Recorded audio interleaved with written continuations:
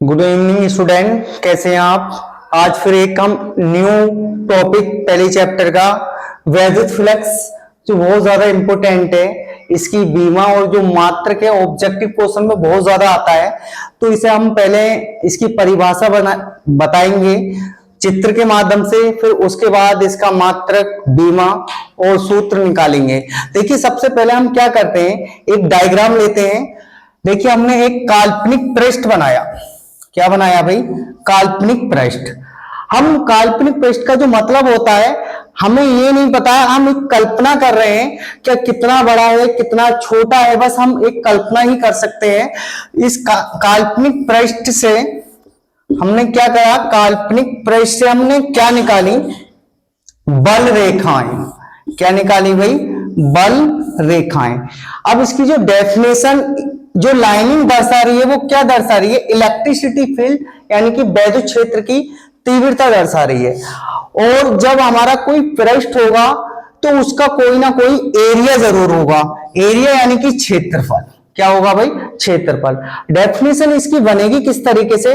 देखिए भाई, लाइनिंग क्या दर्शा रही है? वैद्युत क्षेत्र। क्या दर्शा रही है? वैद्युत क्षेत्र। वैद्युत क्षेत्र में रखे काल्पनिक पृष्ठ, वैद्युत क्षेत्र में क्या रखा है? काल्पनिक पृष्ठ से निकलने वाली, काल्पनिक पृष्ठ से निकलने वाली बल रेखाओं की संख्या को, काल्पनिक पृष्ठ से निकलने वाली बल रेखाओं की संख्या को वैद्युत फ्लक्स कहते हैं।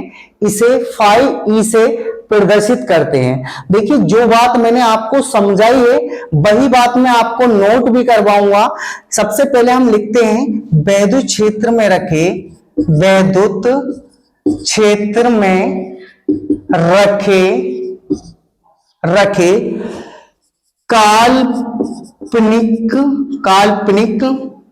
काल्पनिक पृष्ठ से निकलने वाली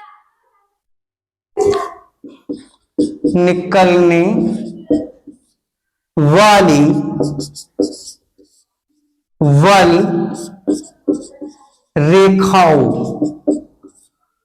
की संख्या को वैद्युत फ्लक्स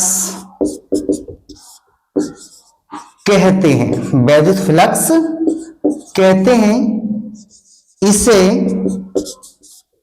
फाई ई से, देख फ्लक्स का मतलब जो होता है फाई से होता है, वैद्युत का मतलब ई से होता है। वैद्युत फ्लक्स से प्रेजेंट करते हैं यानी कि प्रदर्शित करते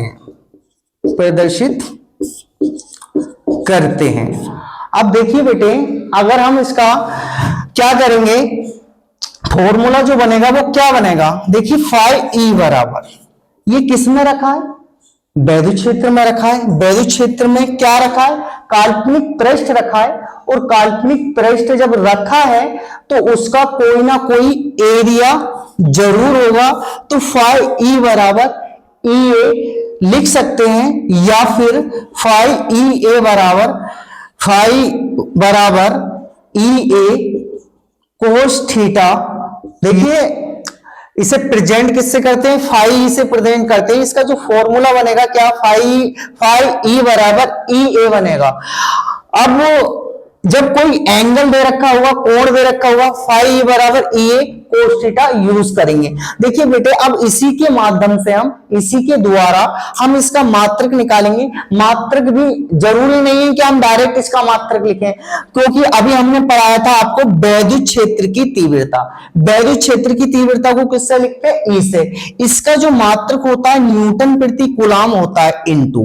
अब ए क्या होता है? हमारा एरिया होता है, और एरिया का जो मात्रक होता है मीटर स्क्वायर होता है, क्योंकि एरिया में दो चीजें होती हैं, लंबाई गुणा चौड़ाई। लंबाई गुणा चौड़ाई। लंबाई का मात्रक क्या होता है? मीटर होता है। चौड़ाई का मात्रक क्या होता है? मीटर। मीटर की जब मीटर से मल्टीप्लाई करेंगे तो क्या आएगा? देखिए बेटे, m मल्टीप्लाई m इजिकल क्या आएगा? m स्क्वायर आएगा। मल्टीप्लाई में क्या होता है? जो घातें होती हैं वो ऐड हो जाती हैं। जो घातें होती हैं वो क्या हो जाती है भाई? ऐड हो जाती हैं। और इसी तरीके से इसका जो मात्रक होगा क्या होगा, मीटर स्क्वायर। इसका कंप्लीट मात्रक हम लिख सकते हैं 5e बराबर न्यूटन मीटर स्क्वायर प्रति कूलाम। देखिए बेटे, बुक में आपको जब आप पेपर देने के लिए जाएंगे तो इसका जो मात्रक लिखा हुआ मिलेगा आपको इस तरीके से लिखा मिलेगा, न्यूटन मीटर स्क्वायर। अब देखिए कूलाम की पावर कितनी है, 1 है। अगर हम इसे ऊपर लेके जाएंगे तो कूलाम इनवर्स हो जाएगा। क्या हो जाएगा, कूलाम इनवर्स हो जाएगा। अब हम इसकी जो बीमा निकालेंगे वो किस तरीके से निकालेंगे, देखिए भाई 5e बराबर न्यूटन किसका मात्रक होता है, बल का मात्रक होता है। किसका मात्रक होता है भाई, बल का। बल की बीमा क्या होती है, ml t माइनस का 2, ml t माइनस का 2। अब देखिए उसके बाद में क्या आता है हमारा, मीटर स्क्वायर किसका मात्रक होता है, क्षेत्रफल का।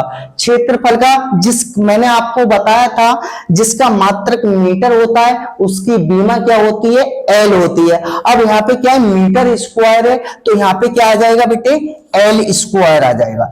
क्या आ जाएगा, एल स्क्वायर। अपॉन में क्या चल रहा है, सी कूलाम। कूलाम का जो बीमीय सूत्र होता है वो क्या होता है, एटी होता है। क्या होता है भाई, एटी होता है।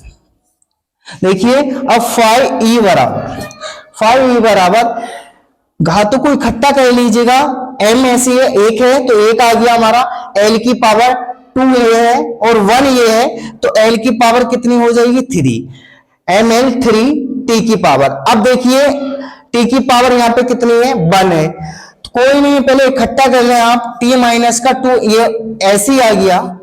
अब a की पावर प्लस का 1 है, t की पावर प्लस का 1 है। अगर हम इसे ऊपर लेकर जाएंगे तो जो प्लस का होता है वो माइनस का हो जाता है और जो माइनस का होता है वो प्लस का हो जाता है। हम इसे लिख सकते हैं a की पावर माइनस का 1, t की पावर माइनस का 1। अब इकट्ठा कर लेंगे, 5e बराबर m l की पावर 3, t की पावर देखो 2 ये है और 1 ये है, t की पावर माइनस का 3 और a माइनस का 1, ये इसका बीमीय सूत्र हो गया। देखिए बेटे, मैं अच्छे से जानता हूं, अगर आपने देखा है तो अच्छे से आपको समझ आ गया होगा। फिर एक बार आपको रिपीट कर रहा हूं ताकि आपको अच्छे से समझ आ जाए। सबसे पहले हमने क्या करा, वैद्युत फ्लक्स। वैद्युत फ्लक्स क्या बताया मैंने आपको, सबसे पहले मैंने क्या लिया, मैंने वैद्युत क्षेत्र में एक काल्पनिक पृष्ठ को रखा। किसे रखा, वैद्युत क्षेत्र में किसे रखा, एक काल्पनिक पृष्ठ को रखा। वैद्युत क्षेत्र में रखे काल्पनिक पृष्ठ से निकलने वाली बल रेखाओं की संख्या को वैद्युत फ्लक्स कहते हैं। इसे फाई से प्रदर्शित करते हैं। इसका फॉर्मूला क्या बना, फाई बराबर ई क्यों है, क्योंकि वैद्युत क्षेत्र में रखा है। ए क्यों है, जब हमने कोई पृष्ठ रखा है तो उसका कोई ना कोई क्षेत्रफल जरूर होगा। और उसके बाद में फाई बराबर ये कोस थीटा भी यूज करेंगे।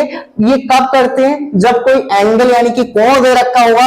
अब हमने इसका मात्रक आपको कैसे निकाला, फाई बराबर, देखिए वैद्युत क्षेत्र की तीव्रता का जो मात्रक होता है न्यूटन प्रति कूलाम होता है, इनटू लगाया क्षेत्रफल। अभी मैंने आपको बताया क्षेत्रफल में 2 कंडीशनें होती हैं, एक लंबाई गुणा चौड़ाई।